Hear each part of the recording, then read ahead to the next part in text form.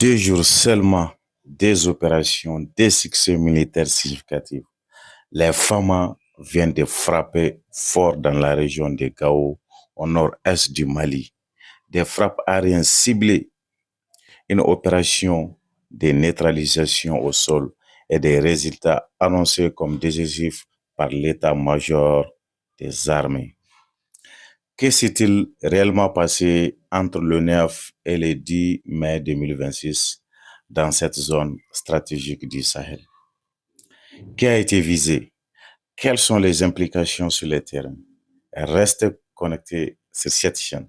Dans cette vidéo, je vais vous décortiquer ces 2 communiqués officiels cités dans leur contexte géographique et stratégique et vous donner une lecture claire de ce que cela signifie pour la sécurité au Mali. Avant d'entrer dans le vif du sujet, posons le décor. La région de Gao est l'une des zones les plus sensibles du Mali, située au nord-est du pays à la lisière du désert du Sahara. Elle est depuis des années le théâtre des affrontements récurrents entre les forces de défense maliennes et des groupes terroristes. Ces groupes utilisent les vastes étendues désertiques pour se déplacer, se regrouper, s'approvisionner et lancer des attaques contre les positions des forces de défense. C'est précisément pour contrer ces tactiques que l'armée malienne a intensifié ces derniers mois leur mission de reconnaissance offensive, à la fois aérienne et terrestre, sur l'ensemble du territoire national. Les événements du 9 mai au 10 mai 2026 s'inscrivent dans cette dynamique 2 jours, 2 types d'opérations différentes, mais un objectif commun: déstabiliser, neutraliser et détruire les capacités logistiques et humaines des groupes armés terroristes. Commençons par le communiqué du 10 mai 2026 qui a relaté des faits survenus la veille, le samedi du 9 mai. Alors, l'état-major général des armées annonce que, dans le cadre des missions de reconnaissance offensive en cours sur l'ensemble du territoire national, les vecteurs aériens, comprenez les aéronefs militaires des forces armées maliennes, ont mené avec succès des frappes ciblées dans plusieurs localités de la région de Gao. Première frappe, elle a eu lieu à 40 km à l'est de la localité de Trakint. La cible, une colonne de groupes armés terroristes qui était en mouvement, c'est-à-dire en déplacement en direction du village de Trakint. Cela signifie que les FAMA ont détecté, suivi et intercepté ce groupe avant qu'il n'atteigne sa destination probable.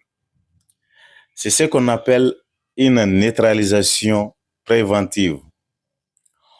On a empêché une menace de se concrétiser. La deuxième frappe, elle a eu lieu beaucoup plus à l'ouest, à 80 km à l'est de la ville de Bourem. Et là, la cible était différente, non pas un convoi en mouvement, mais un refuge fixe, décrit comme un important refuge des groupes armés terroristes qui a été totalement détruit. Un refuge fixe, c'est une infrastructure logistique majeure. C'est là que les terroristes stockent leurs armes, leurs vivres, leurs carburants, c'est leur base arrière, leur zone de repos, leur centre de commandement opérationnel. Les détruire, c'est amputer leur capacité à agir sur une zone donnée pendant une période significative.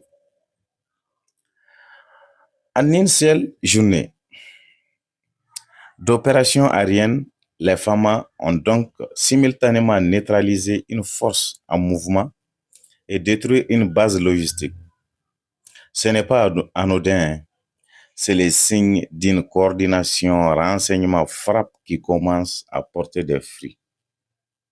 Ça porte ses fruits. Le lendemain, le dimanche 10 mai 2026. Et depuis, je vais dire, le lendemain, le dimanche 10 mai 2026, c'est une opération d'un autre type qui est menée et le communiqué officiel publié le 11 depuis Bamako. Les décrets avec une précision rare, car l'état-major annonce qu'une mission de reconnaissance menée dans la région de Gao a abouti à une opération de neutralisation réussie. C'est un objectif identifié à Amassara Dakak, ça c'est au nord de Gao. Retenez ce nom. C'est une zone reculée difficilement accessible. Et c'est précisément dans ces espaces que les groupes armés terreau pensent pouvoir opérer en toute impunité. Le bilan de cette opération est sans équivoque. Un véhicule camouflé et sous ses occupants a été complètement détruit. Et il ne s'agit pas d'une simple destruction matérielle. Le matériel logistique des terroristes a également été anéanti. Pourquoi le mot camouflé est-il important ici? Parce que cela confirme que les groupes armés utilisent des techniques de dissimulation pour se fondre dans le paysage, pour tromper l'ennemi, pour se déplacer sans être repérés. Mais face à des capacités de reconnaissance modernes, drones, satellites, informateurs locaux, ces techniques trouvent leurs limites. L'état-major précise que le suivi de la situation se poursuit. Traduction, il y a potentiellement d'autres cibles identifiées dans le secteur. L'opération n'est pas close. C'est une phase active continue. Alors, que retenir de tout cela? C'est des opérations menées à 24 heures d'intervalle envoient plusieurs messages clairs. Premier message, la supériorité du renseignement. Pour frapper une colonne en mouvement à 40 km de Tarkint, pour neutraliser un véhicule camouflé à Maskarakad, il faut des renseignements précis et croissants à localiser, suivre et frapper leurs cibles. C'est un tournant qualitatif. Ouais. C'est un tournant qualitatif dans la conduite des opérations. Deuxième message, la combinaison air-sol. À l'espace de 2 jours, on voit à la fois des frappes aériennes, les 9 et les 10. C'est une opération terrestre. Cette complémentarité est essentielle dans un théâtre de guerre aussi vaste que la région de Gao. Ni l'aviation seule, ni les soldats seuls ne suffisent pas. C'est leur coordination qui fait la différence. Troisième message, la pression psychologique. Les déclarations de l'état-major ne sont pas que des informations. Elles sont aussi des messages. Les groupes armés terroristes seront traqués jusqu'à dans leur dernier retranchement sur toute l'étendue du territoire national. C'est une communication stratégique. On dit aux terroristes, il n'y a pas de refuge pour vous. Il n'y a pas de refuge sûr, nulle part. Ouais, nulle part. Les forces armées maliennes continuent leur montée en puissance. Ces opérations du 9 et du 10 dans la région de Gao ne sont pas isolées. Elles s'inscrivent dans une stratégie globale de reconquête du territoire, de protection des populations civiles et de démantèlement des réseaux terroristes qui déstabilisent le Sahel depuis trop longtemps. Le chef d'état-major général des armées a salué la détermination et l'engagement sans faille des soldats. Et c'est bien là que l'essentiel.